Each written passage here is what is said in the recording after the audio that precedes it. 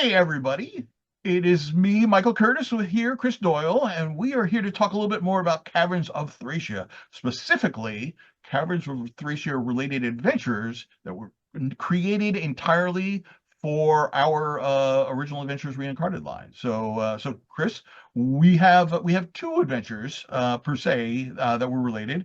One was actually we did these for both versions, both for 5e and DCC. Why don't you talk about one, and I will jump in with the other one. So, Yeah, let's do that.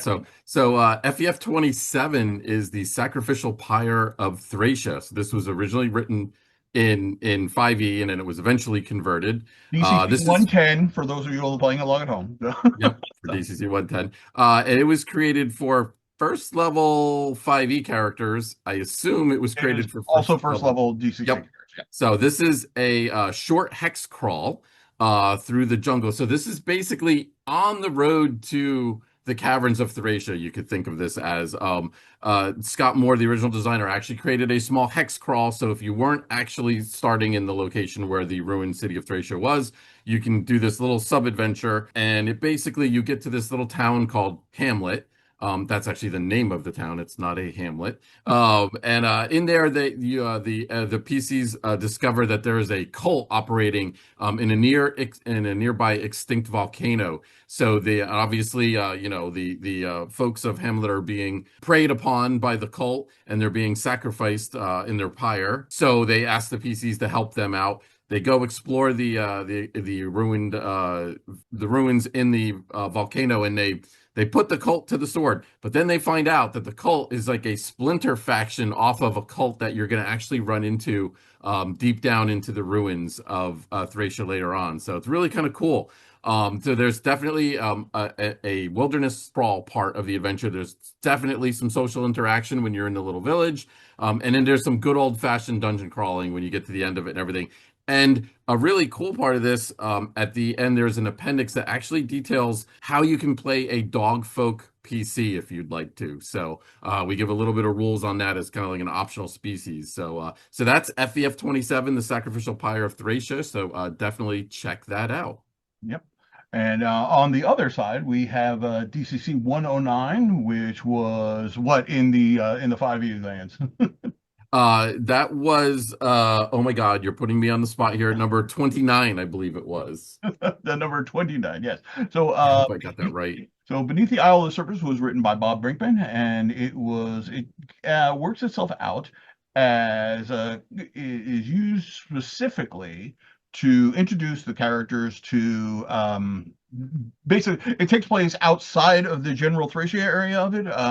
There's a kind of an isle, some isles that are just off the core of the Starry Archipelago, and takes place on the appropriately named isle, the Isle of the Serpents. It is a first level adventure, so this basically some of the local residents of the islands, people have gone missing, weird stuff is happening on, and the characters say, hey, we'd like you to really go check out that Isle of the Serpents and see what's going on out there. And of course, the party heads the way out there. It's also a little bit of a hex crawl, but a much more smaller size because it's a small single island, not an entire continent.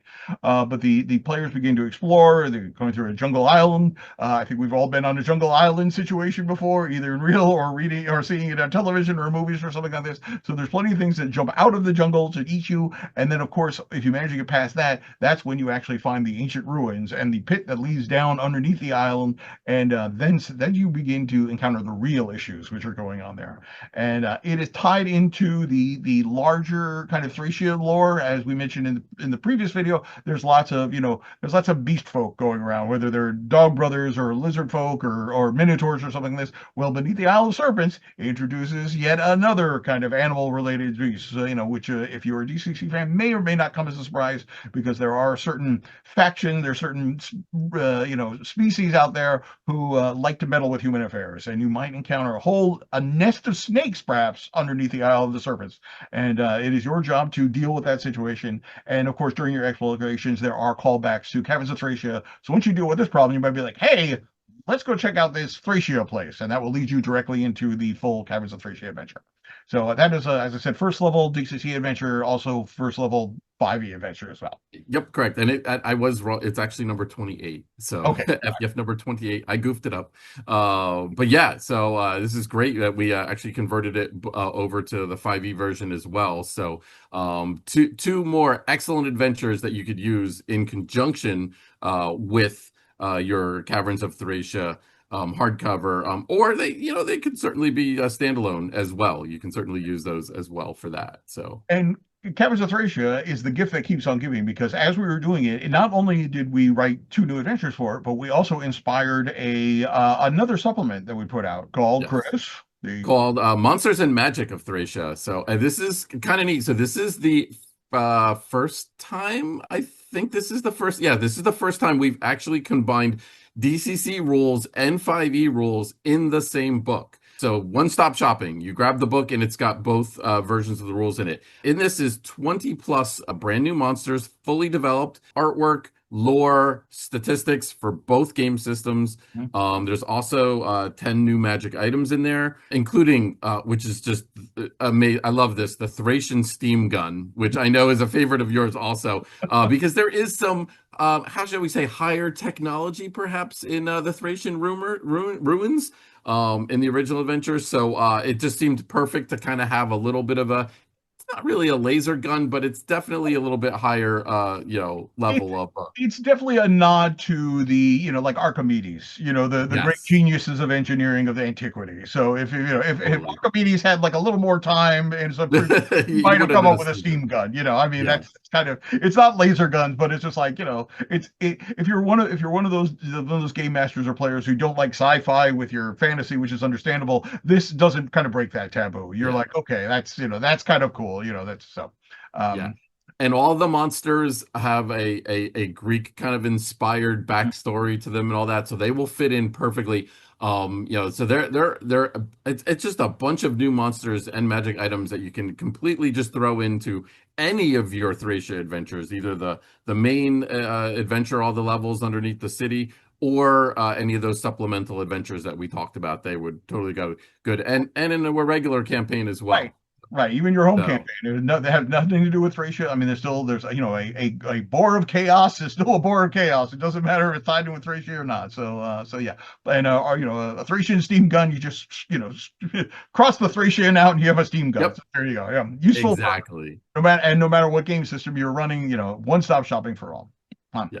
But that's not it. There's No. even more that we created. We went a little bit overboard on dice because, gamers love dice and you can never have enough dice. And even when you have enough dice, you always get tempted to buy more dice. So we're here for you with four new sets. And these are we call these kind of like higher level sets or fancier dice than we normally have. They've got like I speckles in them there and were I think two of the sets are kind of normally priced, but the other two, okay. we had impact managers who did our dice designs and everything. They were like the next level of stuff. I think they were doing like a modeled thing that they could do with resin or stuff which you can't Yeah. normally do with their other stuff.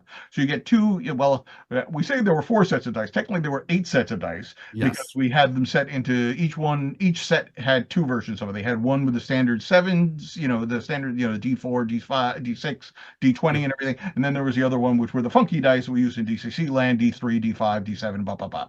So yeah, and these ones we had a lot of fun coming up with these because Yes. we picked them during one of the management retreats we went on, leading into it and everything. We were looking at things for inspiration. So a lot of this Yes. was drawn on like ancient Greek vases or verdigris covered bronze or sorts of Yep. stuff. So you see there. So one there's like the Azure Smoky Sacrifice, and there's another one like the Vertigus vase ones and stuff. So they all Thracian Grecian themed but suitable for whatever scale, whatever you're running. Yeah. Them really. But and they came out. They're amazing to behold. And the pictures, they kind of don't do justice. So the next time that you're at a convention or something, stop by the booth and actually put some eyes on these things because they really pop. I mean, we've seen them.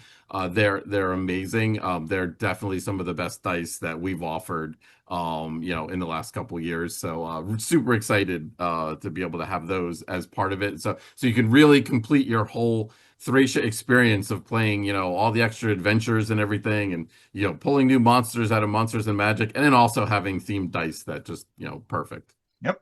So between that and the rest of the stuff which is out there for Thracia, you have a bevy of stuff. You have an epic level, a massive amount of content that will keep you easily entertained for a year or more. And that's it for the Thracia stuff. But we have one more video in store for you. We're actually going to be Yes. talking something that Janelle Jacques did for another game system, which we actually, I think there's a first for the OR line, for the Yeah. OAR line, is we actually converted something that was not for D&D original. And we'll be Yeah. back to talk about that in another video very All right. soon. So, See you soon. bye.